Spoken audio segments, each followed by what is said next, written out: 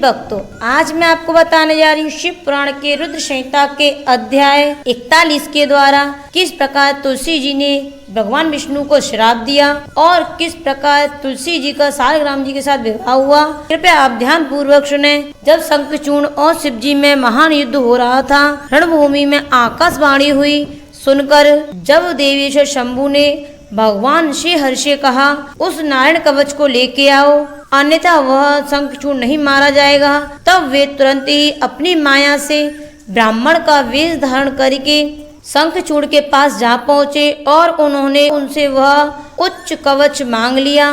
फिर शंखचूर्ण का रूप बनाकर वे तुलसी के घर की ओर चले। वहां पहुंचकर उन्होंने तुलसी के महल के द्वार के निकट नगाड़ा बजवाया और जय जयकार से सुंदरी तुलसी को अपने आगमन की सूचना दी। उसे सुनकर सती साध्वी तुलसी ने बड़े आदर के साथ झरोखे के रास्ते राजमार्ग की ओर झाँका और अपने पति को आया हुआ जानकर वह खुशी के मारे झूम उठी। उसने तत्काल ही ब्राह्मणों को धन दान करके उनसे मंगलाचार कराया और फिर अपना श्रृंगार किया। इधर देवताओं का कार्य सिद्ध करने के लिए माया से शंखचूर्ण का रूप धारण करने वाले भगवान विष्णु रथ से उतरकर देवी तुलसी के भवन में गए। तुलसी ने पति रूप में आए हुए भगवान का पूजन किया, बहुत सी बातें की, फिर उनके साथ रमण किया। तब उस साध्वी ने सुख सामर्थ्य और आकर्षण में व्यतिक्रम देखकर सब पर विचार किया और संदेह हो गया। वह बोली, तू कौन है? यो डांटती हुई बोली। तुलसी ने कहा, दुष्ट, मुझे शीघ्र बता कि माया द्वारा मेरा उपभोग करने वाला तू कौन है? तूने मेरा सतीत्व नष्ट कर दिया है, मैं तुझे अभिशाप देती हूँ। हे भक्तों, तुलसी का वचन सुनकर श्री हरि ने लीला पूर्वक अपना शरीर धारण कर लिया। तब उस रूप को देखकर तुलसी ने लक्षणों से पहचान लिया कि ये साक्षात विष्णु हैं, परंतु उसका पातिव्रत्य नष्ट हो चुका था। इसीलिए वह कुपित होकर विष्णु से कहने लगी, हे विष्णु, तुम्हारा मन पत्थर के समान कठोर है, तुम में दया तो तनिक भी नहीं है। मेरे पति धर्म के भंग हो जाने से निश्चय ही मेरे स्वामी मारे गए।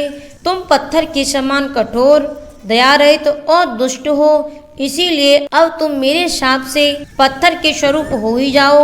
यों कहकर शंखचूर्ण की वह सती साध्वी पत्नी तुलसी फूट फूट कर रोने लगी और शोकार्त होकर बहुत तरह से विलाप करने लगी। इतने में वहां भक्त वत्सल भगवान शंकर प्रकट हो गए और उन्होंने समझाकर कहा, देवी, अब तुम दुख दूर करने वाली मेरी बात सुनो। यो श्री हरि भी स्वस्थ मन से उसे श्रवण करें, क्योंकि तुम दोनों के लिए सुख कारक होगा। वही मैं कहूँगा। तुलसी, तुमने जिस काम के लिए तप किया था, यह उसी तपस्या का फल है, भला वह अन्यथा कैसे हो सकता है? इसीलिए तुम्हें उसके अनुरूप ही फल प्राप्त हुआ है। अब तुम इस शरीर को त्याग कर दिव्य देह धारण कर लो और लक्ष्मी के समान होकर नित्य श्री हरि के साथ वैकुंठ विहार करती रहो। तुम्हारा यह शरीर जिसे तुम छोड़ दोगी नदी के रूप में परिवर्तित हो जाएगा। वह नदी भारतवर्ष में पुण्य रूपा गंडकी के नाम से प्रसिद्ध होगी। महादेवी कुछ काल के पश्चात मेरे वर के प्रभाव से देव पूजन सामग्रियों में तुलसी का प्रधान स्थान हो जाएगा। सुंदरी, तुम स्वर्ग लोक में, मृत्यु लोक में तथा पाताल में सदा श्री हरि के निकट ही निवास करोगी और पुष्पों में श्रेष्ठ तुलसी का वृक्ष हो जाओगी।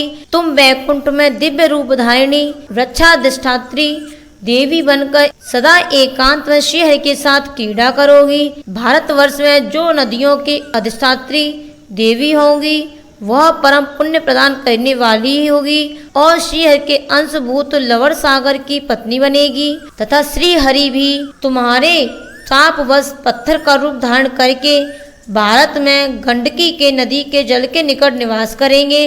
वहां तीखी दाढ़ों वाले करोड़ों भयंकर कीड़े उस पत्थर को काटकर उसके मध्य में चक्र का आकार बनाएंगे। उसके भेद से वह अत्यंत पुण्य प्रदान करने वाली सालग्राम शिला कहलाएगी और चक्र के भेद से उसका लक्ष्मी नारायण आदि भी नाम होगा। विष्णु की सालग्राम शिला और वृक्ष स्वरूपिणी तुलसी का समागम सदा अनुकूल तथा बहुत प्रकार के पुण्यों की वृद्धि करने वाला होगा।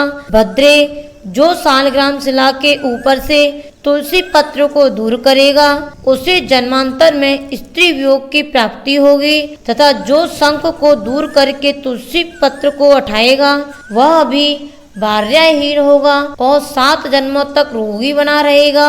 जो महाज्ञानी पुरुष सालग्राम शिला, तुलसी और शंख को एक पास रखकर उनकी रक्षा करता है वह श्री हरि का प्यारा होता है। शिव के प्रिय भक्तों, इस प्रकार कहकर शंकर जी ने उस समय सालग्राम शिला और तुलसी के परम पुण्यदायक महात्म्य का वर्णन किया। तत्पश्चात वे श्री हरि को वह तुलसी को आनंदित करके अंतर ध्यान हो गए।